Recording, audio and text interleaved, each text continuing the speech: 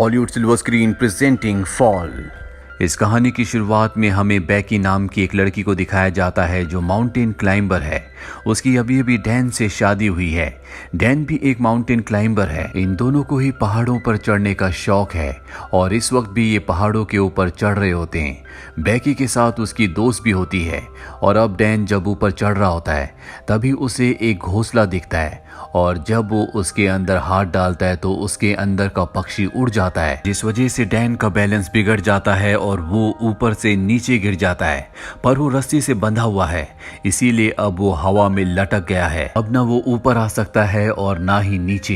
ये दोनों के दोनों डैन को बचाने की कोशिश करते हैं लेकिन ये उसकी मदद नहीं कर पाते और तभी उसकी रस्सी का क्लिप निकल जाता है। डैन की ऊपर से गिरने से मृत्यु हो जाती है। इस हादसे के 51 हफ्तों के बाद हमें बैकी को दिखाया जाता है जो अब पूरी तरह से शराब में डूब चुकी है क्योंकि वो अपने पति डैन से, जिससे वो बहुत प्यार करती थी, उसे अब भी याद करती है। उसने अब तक उसकी अस्थियों को विसर्जित नहीं किया। उसकी अस्थियां अब भी उसके पास हैं। बैकी की जिंदगी में अब उदासी के अलावा कुछ भी नहीं है और बैकी के पास एक बार फिर से उसकी वही दोस्त आती है जो उस वक्त उसके साथ थी जब डैन ऊपर से नीचे गिरा था। उसकी दोस्त का नाम हंटर होता है। हंटर बैकी को देखकर बहुत खुश होती है। जब उसे पता चलता है कि बैकी ने अपनी जान लेने की भी कोशिश की तो वो बैकी से कहती है कि हमें दोबारा से क्लाइंबिंग करना चाहिए और इसके बाद वो अपने मोबाइल पर उसे एक टावर दिखाती है जो कि टीवी टावर है। ये टावर एक ऐसे भीड़ में होता है जहाँ पर इंसान बहुत कम जाते हैं और इस टावर की ऊंचाई होती है 2000 फीट। हालांकि बैकी इस जगह नहीं जाना चाहती और जब उसकी दोस्त हंटर कहती है कि उस टावर के ऊपर चढ़ने के बाद तुम डैन की राख को वहां से उड़ा देना, इससे उसकी आत्मा को शांति मिलेगी, तो बैकी मान जाती है और अभी दोनों के दोनों उस भीड़ में पहुंच जाते हैं। यहाँ पर ये वीडियोस बना रहे होते हैं, फोटोज खींच रहे होते हैं और हंटर उन वीडियोस को और फोटोज को अपने इंस्टाग्राम पर अपलोड कर रही होती है। अभी देखते हैं कि टावर इनके सामने है जो आसमान की गहराइयों के अंदर जा रहा है क्योंकि इसकी ऊंचाई बहुत ज्यादा है। आज से पहले इन्होंने कभी भी इतनी ऊंचाई तक चढ़ने की कोशिश नहीं की। इन दोनों को डर तो लग रहा होता है पर अब ये धीरे धीरे ऊपर चढ़ना शुरू कर देते हैं। बैकी का डर ज्यादा होता है क्योंकि उसे पता है कि ये लोहा जिससे टावर बना है वो बहुत पुराना है। उसकी आवाज उसे लगातार आ रही होती है और धीरे धीरे वो भी हंटर के पीछे ऊपर चढ़ रही होती है और जब ये आधे टावर तक पहुंच जाते हैं तो इन्हें एहसास होता है कि यहाँ पर हवाएं बहुत तेज है। ये हाइट इतनी होती है जितनी आईफिल टावर की है, यानी लगभग पूरे 1000 फीट। अभी लगातार ऊपर चढ़ना शुरू कर देते हैं और जब बैकी नीचे देखती है तो उसे डर लगना शुरू हो जाता है क्योंकि उसने पिछले 1 साल से क्लाइंबिंग नहीं की। लगातार ऊपर चढ़ते हुए अब ये टॉप तक पहुंचने वाले होते हैं तभी बैकी सीढ़ी पर पैर रखती है और वहां से एक स्क्रू गिर जाता है जिसके बारे में इन्हें पता नहीं चलता। अभी दोनों के दोनों 2000 फीट यानी कि टावर के ऊपर तक पहुंच चुके हैं जहां से इन्हें दुनिया बहुत अलग दिख रही होती है। इतनी हाइट पर चढ़ने के बाद, एक टारगेट को अचीव करने के बाद अब बैकी को भी अच्छा लग रहा होता है। ये दोनों के दोनों यहाँ पर एंजॉय करते हैं, बहुत सारी फोटोज क्लिक करते हैं। साथ ही हंटर जो ड्रोन कैमरा अपने साथ यहाँ पर लाई होती है उसे वो अपनी वीडियोस भी बनाती है ताकि इंस्टाग्राम पर अपलोड कर सके। ये दोनों के दोनों बहुत खुश हैं। हंटर इतनी एक्साइटेड होती है कि वो टावर से लटक जाती है और बैकी को उसकी फोटोज क्लिक करने को कहती है। इसके बाद वो बैकी को भी ऐसा करने को कहती है। बैकी भी उसके कहने पर ऐसा करती है और अब ये दोनों के दोनों बहुत खुश हैं। इसके बाद बैकी डैन की राख को यहाँ से हवा में उड़ा देती है जिससे उसे तसल्ली मिलती है। ये दोनों के दोनों बहुत इमोशनल हो जाते हैं लेकिन बैकी फाइनली अब डैन को अलविदा कह चुकी है, यानी कि अब उसकी जिंदगी की एक बार फिर से शुरुआत हो गई। अब ये दोनों के दोनों अपना सामान पैक करके नीचे जाने की तैयारी करते हैं। सबसे पहले बैकी नीचे उतरती है पर तभी वो स्क्रू जो कि निकल गया था उस जगह से लेडर टूट जाती है। बैकी हवा में लटक जाती है पर रस्सी की वजह से वो जमीन पर नहीं गिरती, जिसके बाद हंटर उसे वापस ऊपर खींच लेती है। लेकिन बैकी के पास जो बैग था जिसके अंदर इनके खाने पीने की चीजें थी वो नीचे डिश पर अटक जाता है जहां तक पहुंचना लगभग पूरी तरह से नामुमकिन है। ये अपने मोबाइल्स को भी चेक करते हैं लेकिन यहाँ पर इतनी ऊंचाई पर कवरेज नहीं होता, यानी कि ये दोनों के दोनों अब 2000 फीट की ऊंचाई पर फंस चुके हैं। यहाँ दूर दूर तक कोई भी नहीं होता। अगर कोई हुआ भी तो इतनी ऊंचाई से इनकी आवाज नहीं सुन सकता। यही टावर के ऊपर एक बॉक्स होता है जिसके अंदर एक फ्लेयर गन और एक दूरबीन होती है। और दिन में फ्लेयर गन का इस्तेमाल करने का कोई भी मतलब नहीं है, क्योंकि फ्लेयर गन को दिन में कोई नहीं देखेगा। अभी दूरबीन से देखते हैं तो सामने इन्हें एक गाड़ी दिखती है, लेकिन वो लोग इन्हें इतनी ऊंचाई पर नहीं देख सकते, ना इनकी आवाज सुन सकते हैं। हंटर एक बार फिर से अपना मोबाइल देखती है और जो पोस्ट उसने इस टावर के बेस से की थी वो पोस्ट इंस्टाग्राम पर पोस्ट हो चुकी होती है, जिस पर बहुत सारे लाइक्स और कमेंट्स होते हैं। इसका मतलब ये है कि टावर के तल पर कवरेज है। और अब हंटर अपने मोबाइल पे मदद के लिए एक मैसेज को रिकॉर्ड करती है और इंस्टाग्राम पर उसे पोस्ट कर देती है। इसके बाद वो अपने मोबाइल को रस्सी से बांधकर टावर से नीचे लटकाती है ताकि कवरेज आए और उसका मैसेज पोस्ट हो जाए। लेकिन बहुत देर तक वेट करने के बाद भी ऐसा नहीं होता और अब हंटर अपने मोबाइल को अपने सॉक्स के अंदर रखती है, उसके बाद शू के अंदर रखती है और ऊपर से नीचे फेंक देती है ताकि नीचे गिरने के बाद उसका मैसेज चला जाए और इनकी मदद के लिए कोई आए। फोन शूज और सॉक्स के अंदर रखने की वजह से नहीं टूटा होता और कुछ ही देर बाद ये ऊपर दूरबीन से देखते हैं जहां इन्हें नीचे एक आदमी दिखता है जो फोन पर बात कर रहा होता है। उसके साथ उसका डॉग भी होता है, पर वो इन्हें इतनी ऊपर ना देख सकता है और ना ही इतनी ऊपर से इनकी आवाज को सुन सकता है।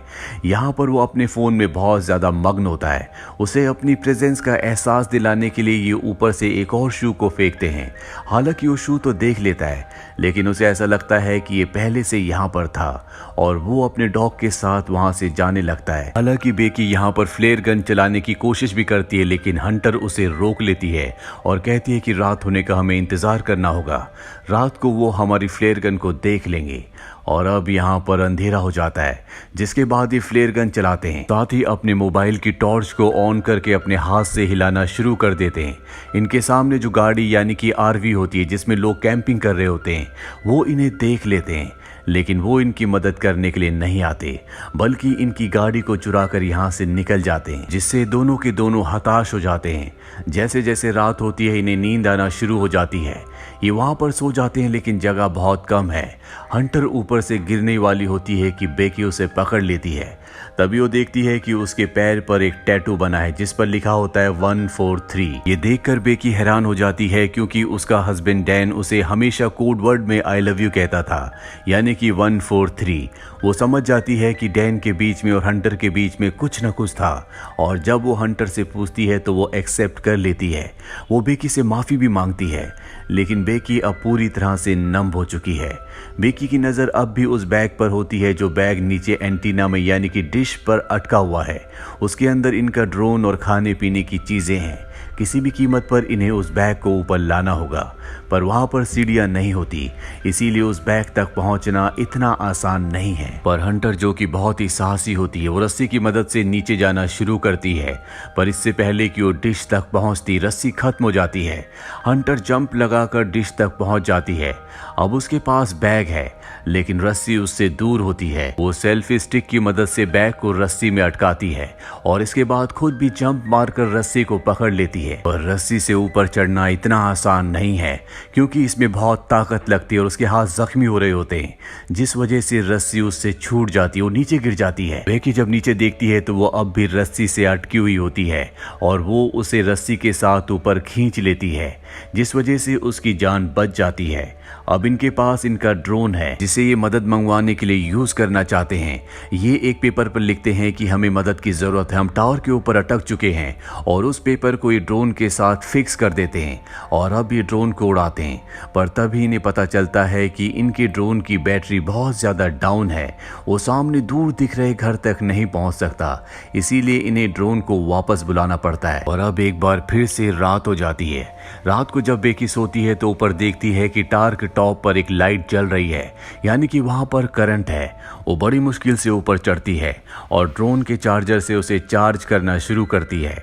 जब तक ड्रोन चार्ज नहीं होता उसे वहीं पर लटका रहना पड़ता है। ड्रोन जब पूरी तरह से चार्ज हो जाता है तो बेकी नीचे उतर जाती है, जिसके बाद ये ड्रोन पर उसी चिट को लगाते हैं जिस पर इन्होंने लिखा होता है कि इन्हें मदद की जरूरत है, और इसे उस घर की तरफ भेजते हैं जो सामने दिख रहा होता है।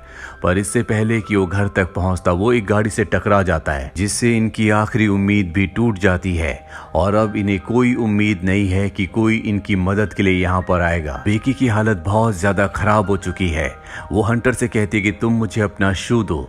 मैं एक बार फिर से मोबाइल पर मैसेज करके अपने डैड को सेंड करती हूँ। अगर हम उसे नीचे फेंकेंगे तो हो सकता है कि कवरेज आ जाए और मेरे डैड को हमारा मैसेज मिल जाए। वो हमारी मदद के लिए यहाँ पर आ सकते हैं। लेकिन हंटर उसे मना कर देती है और तभी उसे एहसास होता है कि उसके साथ हंटर है ही नहीं, वो अकेली है। दरअसल जब हंटर नीचे बैग लेने के लिए गई थी तो सच में ऊपर आते हुए उससे रस्सी छूट गई थी, जिससे उसकी मृत्यु हो गई थी और अब भी उसकी बॉडी डिश के ऊपर होती है। दरअसल बेकी सिर्फ यहाँ पर हेल्यूसिनेट कर रही होती है, पर अब उसे सच्चाई का पता चल चुका है कि वो इस स्टार के ऊपर अकेली है और उसकी जीने की उम्मीदें पूरी तरह से खत्म हो चुकी है। वो मरने से पहले अपने पिता के लिए आखिरी मैसेज रिकॉर्ड करती है, लेकिन वो यहाँ से डिलीवर नहीं हो सकता क्योंकि यहाँ पर कवरेज नहीं है। वो वहीं पर सो जाती है और सुबह जब उसकी नींद खुलती है तो वो देखती है कि वहां पर एक वल्चर उसके घाव को खा रहा है। वो उसे पकड़कर मार देती है। इसका मतलब ये है कि अब उसके पास भोजन भी है, जिसे खाने के बाद उसके अंदर ताकत आती है और वो तय करती है कि अब वो नीचे डिश तक रस्सी के सहारे जाएगी, जहाँ पर उसकी दोस्त हंटर की बॉडी है। बड़ी मुश्किल से वो रस्सी से नीचे उतरती है और हंटर की बॉडी तक यानी कि डिश तक पहुंच जाती है, जिसके बाद वो हंटर के शू के अंदर अपने मोबाइल को रखती है और उसे हंटर की बॉडी के साथ फिक्स कर देती है। वो हंटर को सॉरी कहती है और इसके बाद वो हंटर की बॉडी को शू के साथ नीचे फेंक देती है ताकि सेल फोन डिस्ट्रॉय ना हो। दरअसल पिछली बार जब इन्होंने शू के साथ सेल फोन को नीचे फेंका था तो वो डिस्ट्रॉय हो गया था, जिस वजह से इनका मैसेज कभी डिलीवर हुआ ही नहीं। और अब जबकि उसने बॉडी के साथ शू के अंदर मोबाइल को डालकर नीचे फेंका है तो वो पूरी तरह से सुरक्षित रहेगा।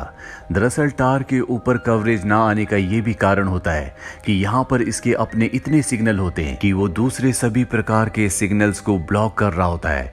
एक बार फिर से रात हो जाती है और बेकी के फादर यहाँ पर आ जाते हैं। वो देखते हैं कि टार के आसपास भीड़ है और वहां पर बेकी की डेड बॉडी है जिसे पुलिस ले जा रही है। ये देखकर वो पूरी तरह से टूट जाते हैं क्योंकि वो अपनी बेटी से बहुत प्यार करते हैं। पर तभी वो देखते हैं कि पीछे बेकी खड़ी है जो पूरी तरह से ठीक है। उसके साथ डॉक्टर्स भी होते हैं। वो बेकी को अपने गले से लगा लेते हैं और इस तरह से बेकी की जान बच जाती है। तो ये थी पूरी कहानी फिल्म फॉल की। ये फिल्म ईयर 2022 में रिलीज हुई थी। IMDb पर इसकी रेटिंग है 6.4। उम्मीद करते हैं कि ये कहानी आपको पसंद आई होगी।